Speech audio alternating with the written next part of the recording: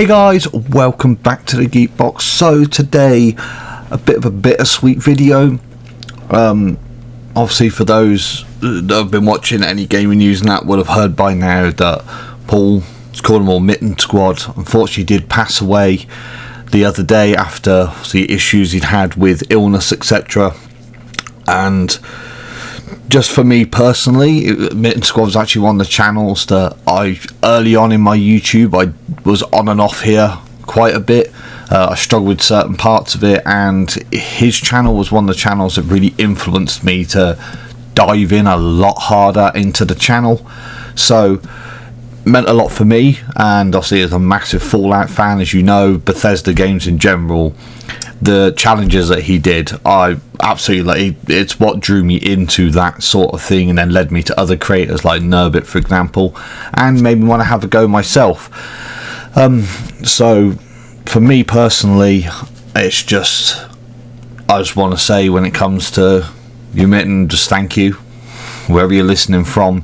And obviously I think it's awesome the amount of people that have gone online, have shared their love and their memories and that through like Twitter, Facebook and all that, of all the things that they enjoyed from the channel, and just showed like just how much like the entertainment and the joy and the humour that he brought to so many people. So I'm not going to say any more actually through the video apart from this intro. It's just a case of I want to thank him and put that out there myself, the fact that he has probably helped a lot more people, I think, on YouTube and that than he would have actually realised, and entertained millions more. So on that, I'm going to do something that I came back to originally on this channel because of the influence of his, and that was my top 10 videos.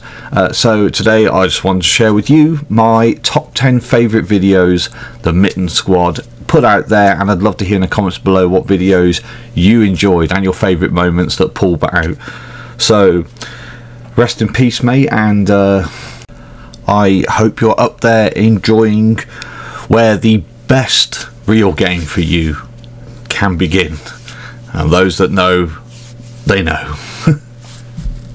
Every once in a while, you come across a mod for a game that is so unrelentingly absurd that you wonder how nobody made it sooner. If you're familiar with randomizers in something like Pokemon, you know how weird the game can get when they're used, and New Vegas is no exception. Can you beat Fallout New Vegas if it's randomized to f***ing hell?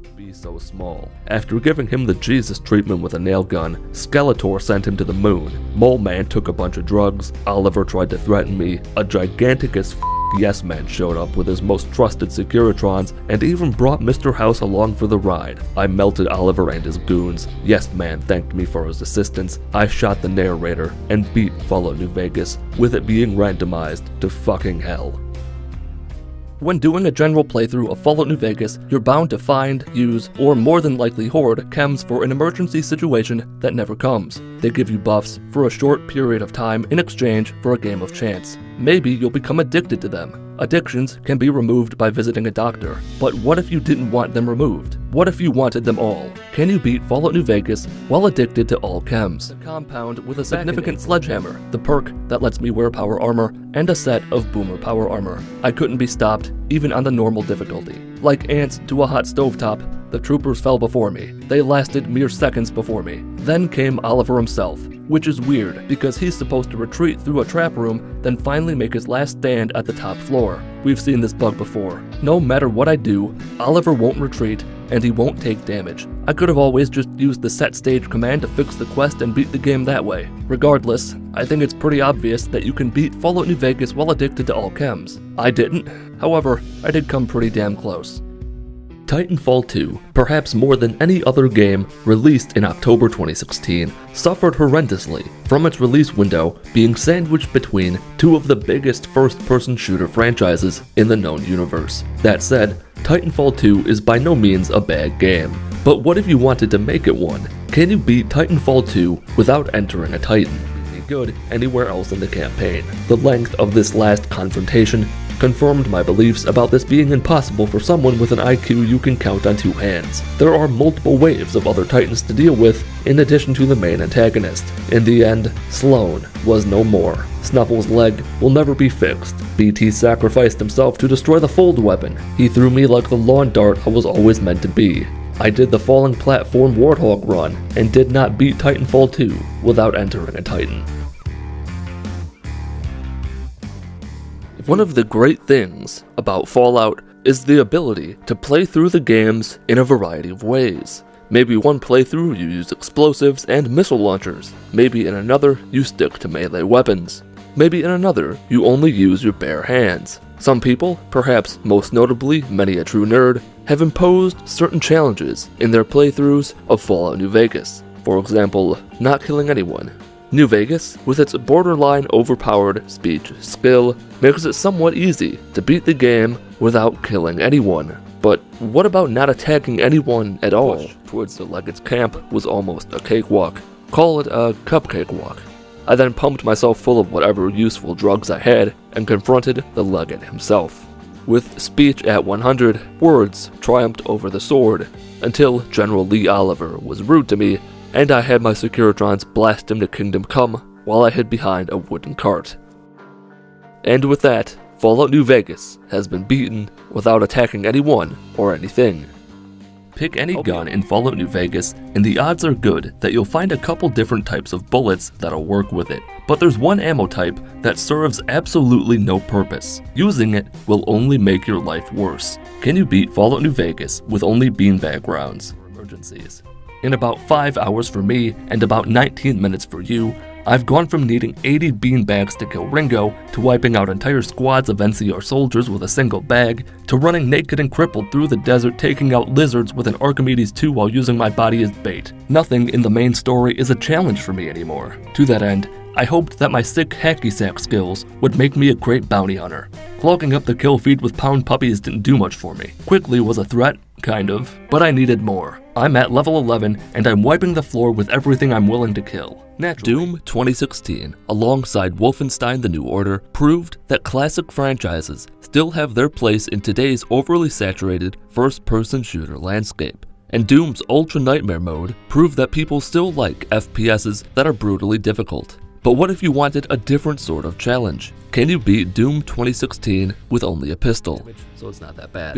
There's also an attack that electrifies the floor. This isn't a mindless fight. It requires effort, and you definitely need to pay attention to what you're doing. But, I don't know. I just expected more. Once her health goes down to about 15%, she slows down and starts frantically attacking in all directions while defending her weak spot. Just like other bosses, she requires a glory kill to be defeated. This one in particular uses the BFG 9000 instead of some melee kill. The spider mastermind is killed. Samuel Hayden reveals, in a twist that everyone saw coming, that he is really the bad guy. He takes the crucible, which he wields like a sword for some reason. I'm sent to an unknown location, and Doom is complete. Fusion cores are some of the most sought-after items in Fallout 4. They're not too common out in the wasteland, are expensive beyond belief, and your power armor is worthless without them. But more importantly, you can use them to turn nuclear waste into an actual weapon, which naturally brings up an important question. Can you beat Fallout 4 with only ejected fusion cores?